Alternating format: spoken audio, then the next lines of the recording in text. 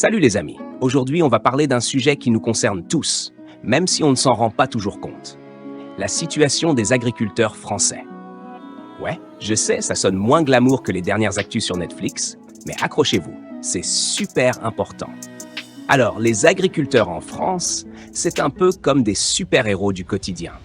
Ils nous nourrissent, prennent soin de nos terres et sont à la base de tout ce qu'on mange.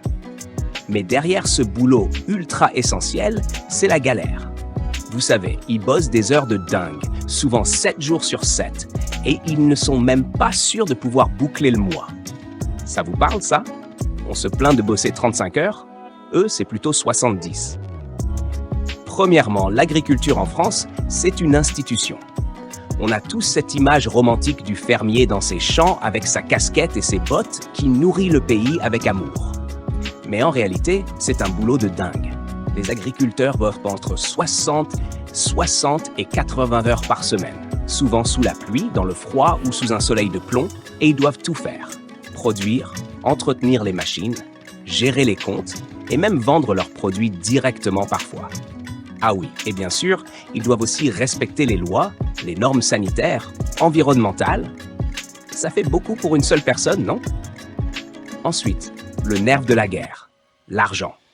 Eh oui, parce que tout ce travail acharné, ce n'est pas toujours très bien payé. Imaginez-vous trimer 14 heures par jour pour produire des fruits, des légumes, du lait.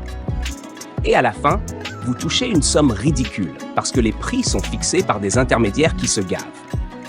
Prenons un exemple très simple. Une baguette de pain. Vous la payez environ 1 euro. Mais le producteur de blé qui a passé des mois à s'occuper de ses champs, lui, il touche quelques centimes. C'est là qu'est le problème. Les marges, ce sont les supermarchés et les grandes chaînes de distribution qui les font. L'agriculteur, lui, il reçoit juste de quoi survivre. Et encore, quand tout va bien.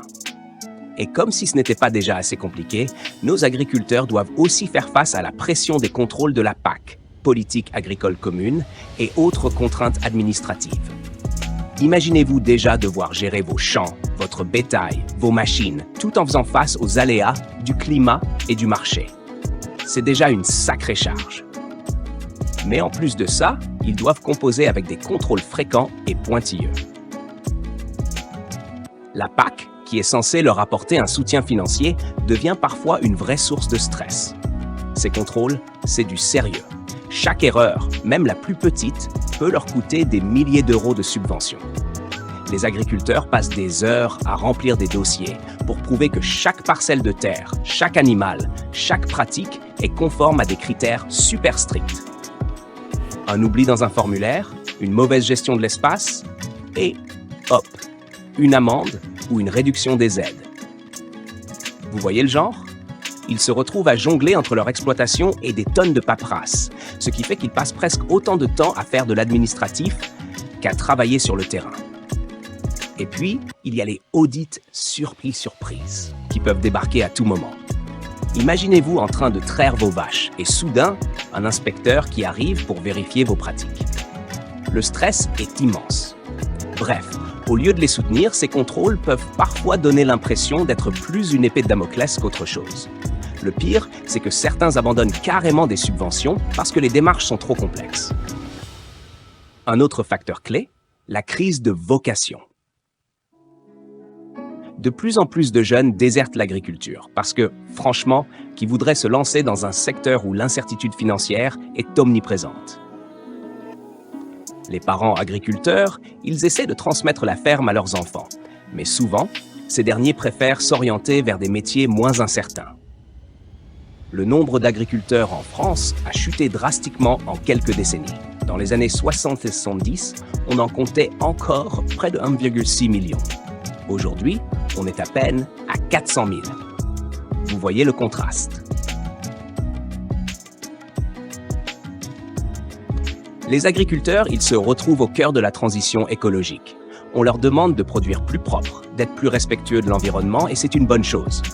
Mais le problème, c'est que tout ça a un coût. Passer à une agriculture plus verte, c'est acheter des machines plus performantes, des semences différentes, se former à de nouvelles pratiques. Et ça, ce n'est pas donné. Beaucoup d'exploitations n'ont pas les moyens d'investir dans cette transition. Donc, Ils font ce qu'ils peuvent, mais souvent ils se sentent abandonnés, pris entre les pressions des consommateurs, du gouvernement et des normes européennes. Et enfin, parlons du moral des agriculteurs.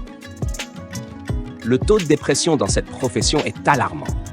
Ils sont confrontés à une pression constante, financière, physique, psychologique. Ils sont souvent isolés, dans des zones rurales, loin de tout. Et quand vous bossez 70 heures par semaine pour un revenu qui ne suffit même pas à payer vos factures, forcément ça pèse sur le moral. Le taux de suicide chez les agriculteurs est 2 fois plus élevé que la moyenne nationale. Ça montre à quel point la situation est critique. Pourtant, malgré tout ça, ils continuent. Pourquoi? Parce que l'agriculture, c'est bien plus qu'un métier. C'est une passion, un engagement. Ils aiment la terre, les animaux, ils sont attachés à ce qu'ils font. Ils nourrissent la France, littéralement, mais leur situation est de plus en plus précaire. Alors, que peut-on faire? Nous, en tant que consommateurs, on a un rôle à jouer.